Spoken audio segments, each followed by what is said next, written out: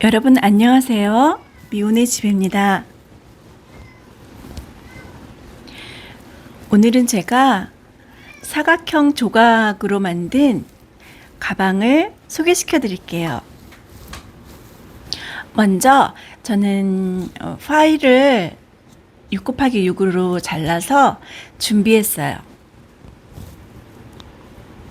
그리고 어떤 천으로 할까 생각하다가 퀼트 천을 베이지 계열로 찾아서 이걸로 하려고 천을 좀 추려봤죠. 퀼트 천은 일반 면으로 된 천에 비해서, 우리나라 천에 비해서 약간 밀도가 높다고 그래야 되나? 톡톡하고 디자인도 작은 무늬가 좀 많고 색상도 약간 올드하긴 하지만 약간 고급진 그런 면이 있어요. 우리 고양이가 왜 이렇게 울지? 그리고 천은 그 꽃무늬가 많은데 꽃무늬 천은 거의 다 이뻐요. 고급지고. 그런데 조금 비싼 게 흠이죠.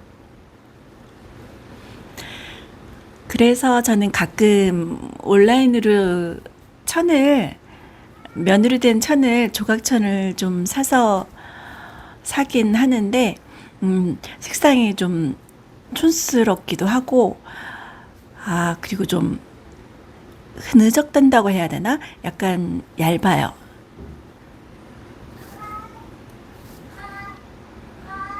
그래도 저런 천들을 이렇게 이 빨간색 천은 지금 8분의 1마이고 뒤에 있는 천은 4분의 1마예요. 대부분 천은 저렇게 조각으로 사는데 옷을 만드는 분들은 한 마, 두 마를 사지만 저희처럼 가방을 만들 경우에는 8분의 1마씩 여러 가지 천을 가지고 있는 게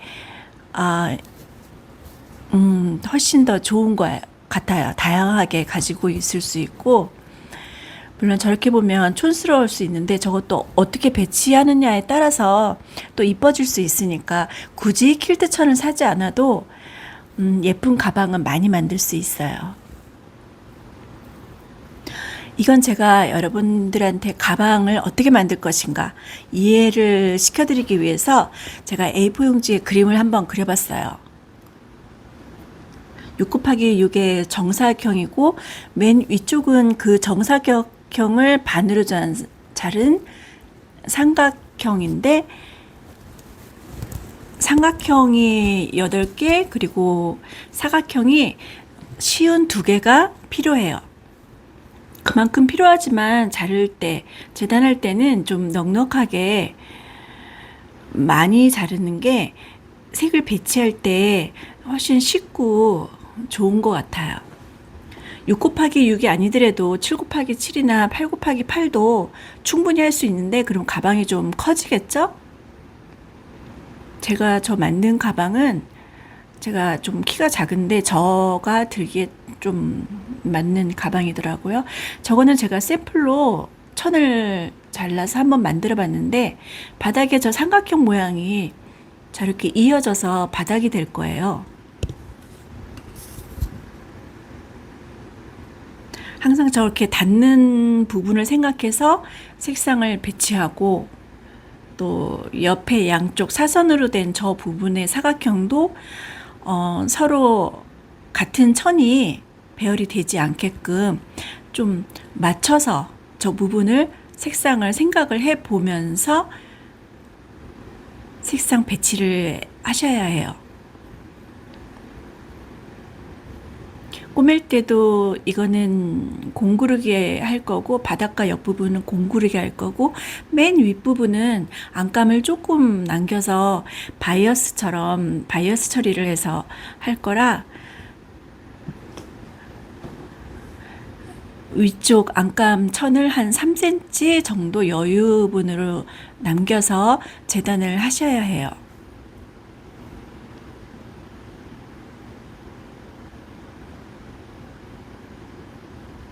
제가 아주 넉넉하게 천을 잘랐는데 자르다 보니 약간 크리스마스 분위기죠. 빨강, 초록.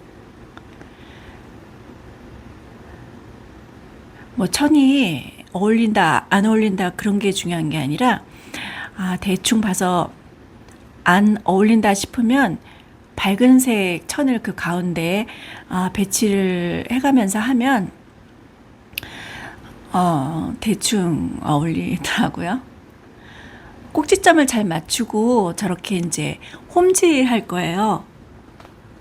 저렇게 조각을 바느질할 때는 사각형이든 육각형이든 일단은 꼭지점을 잘 맞춰야 돼요. 그리고 한 줄 꼬매고 또 두 줄 꼬매고 그 두 개를 서로 이을 때 저거는 이제 시점을 저거는 이렇게 가름솔이라고 하죠. 저렇게 가름솔 시접을 하지 않아요. 저렇게 하게 되면 만약에 천을 양쪽에서 잡아당기면 구멍이 뽕뽕뽕 나고 약간 늘어날 거예요. 이렇게 잡아당기는 상황이 일단 발생이 된다면 저 실도 보이고 좀 늘어나겠죠? 그래서 퀼트는 저 한쪽으로 시접을 저렇게 보내요. 그래야 잡아당겼을 때도 뒤에 천이 받쳐주고 있어서 또 그 부분은 또 퀼팅할 거라 저렇게 하는 것이 튼튼해요.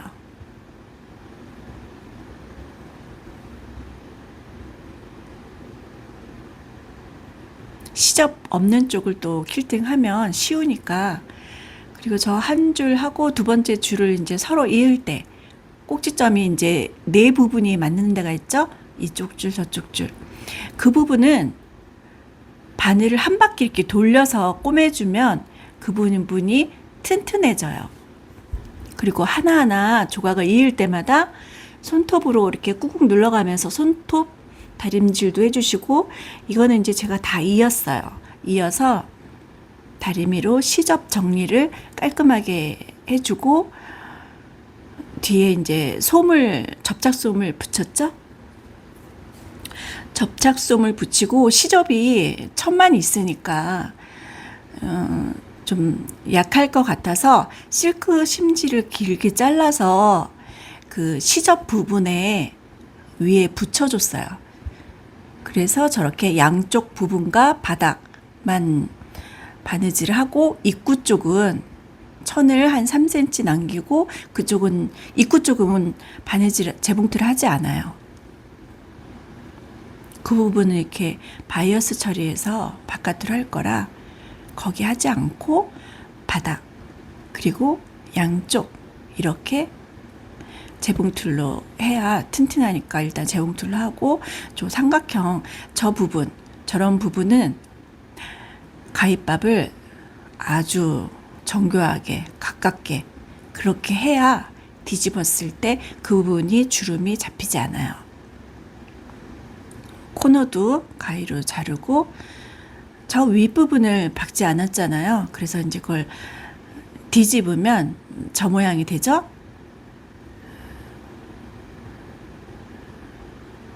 그리고 안감과 겉감 그 경계선을 다림질로 잘 한 다음에 안감이 안 보이게끔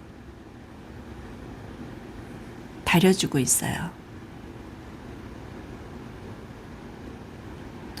또 퀼팅선을 그려야 되죠. 퀼팅선 그리고 저기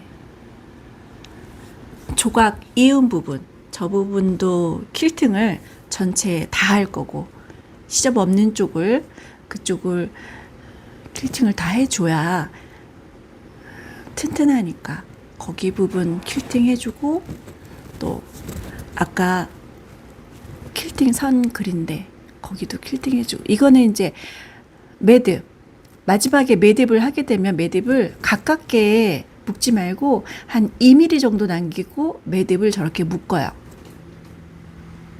그런 다음에 다른 곳으로 바늘을 통과시켜서 조금 잡아당기면 그 매듭이 천 속으로 딱 하고 들어가요. 공구르기 하는 저런 가방일 경우에는 매듭이 앞이든 옆이든 매듭을 숨겨야 돼요. 그건 어렵지 않으니까. 그리고 이제 저 아까 그렸던 퀼팅 선을 퀼팅을 해주고,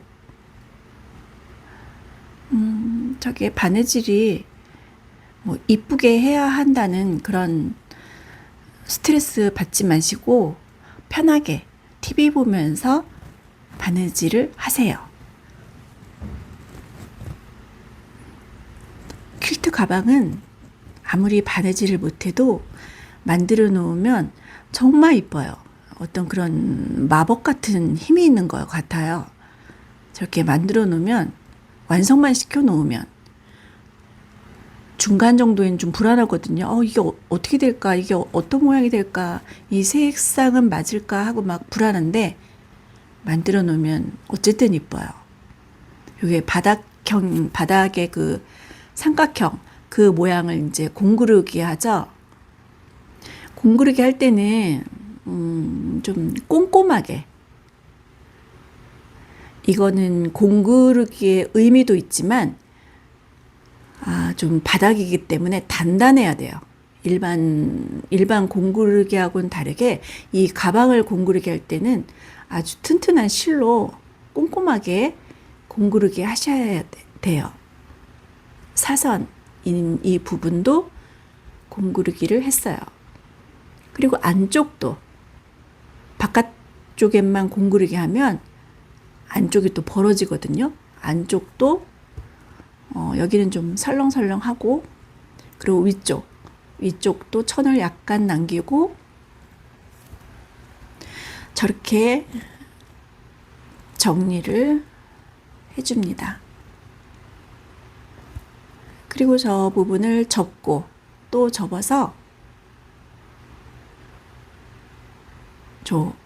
저거 바이어스 처리하듯이 저렇게 해주시면 입구가 쉽게 마감이 되죠.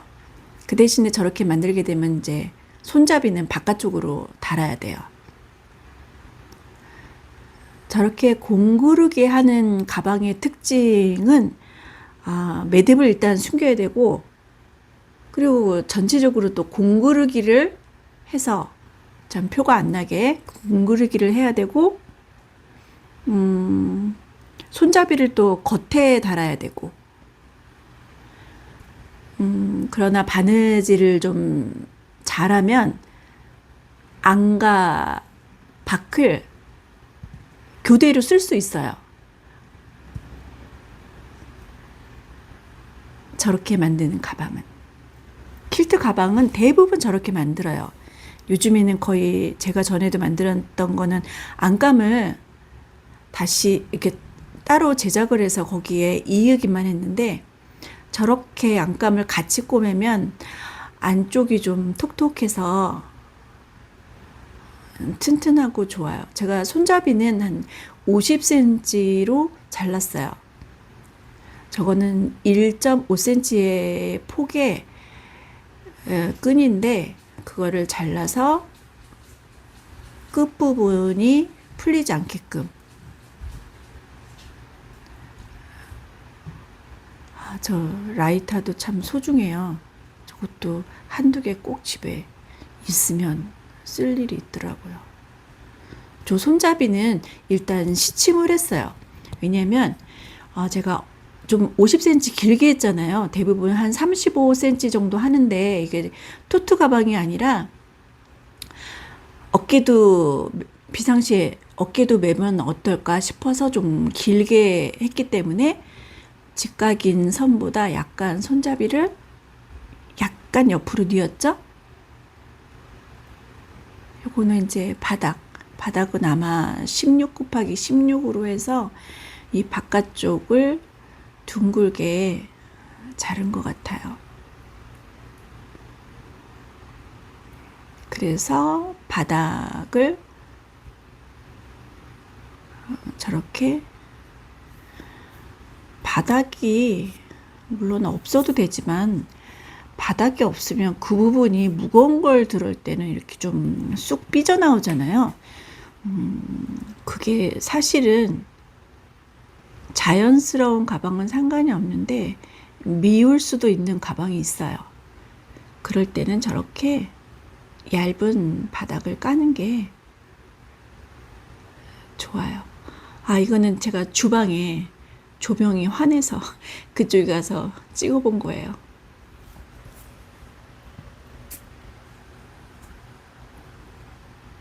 그리고 이거는 주머니.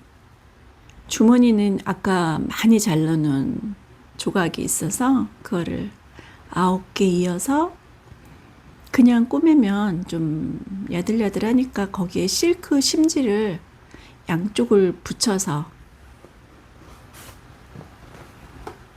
그 2장을 창구멍을 남기고 서로 이었어요.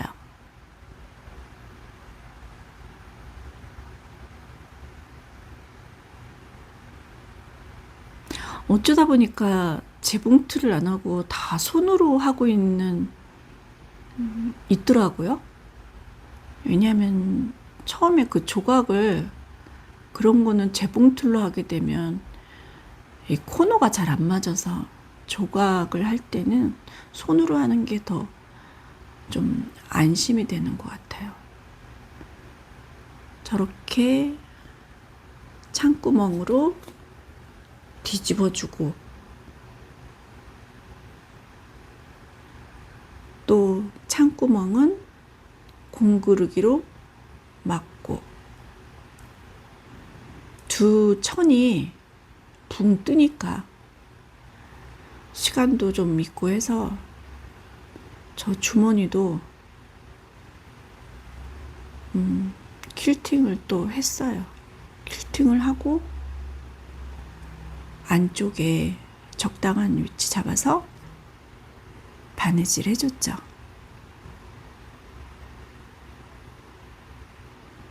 이번에는 이 가방 만드는 게 좀 오래 걸렸던 것 같아요.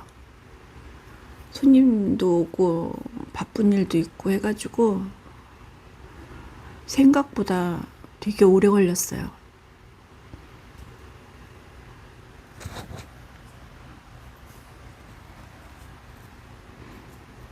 제가 이렇게 녹음을 하면 식구들이 원고를 써서 읽으라는데 아마 전에도 말씀드렸지만 원고를 써서 그거를 볼 수가 없는 게 화면을 보고 이렇게 녹음을 해야 되기 때문에 그러니까 저 영상을 이렇게 녹음을 하다 보면 약간 매끄럽지 않고 약간 버벅대는 것도 있고 실수도 있고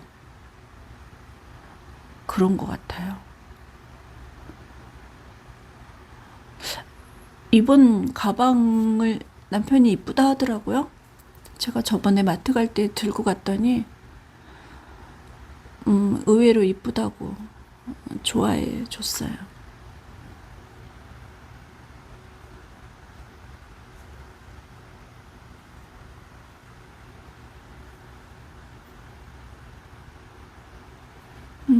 이제 이거 끝났으니까 다음번에는 또 뭘 만들까 또 이제 생각을 해야겠죠?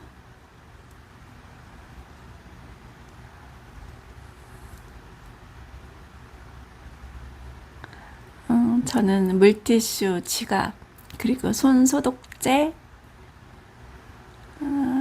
안경, 립밤 이렇게 들고 다녀요. 손잡이 끈이 튼튼해서 좋더라고요. 아마 저런 끈이 아마 1m에 아마 900원인가 몇백 원 하는 것 같아요. 끈도 비싸더라고요. 한 10,000원, 20,000원 하는데 그런 걸 사서 달긴 좀 아깝고 저처럼 저런 끈을 몇 마를 사서 준비해서 다루시면 좋을 것 같아요. 오늘은 어떠셨나요?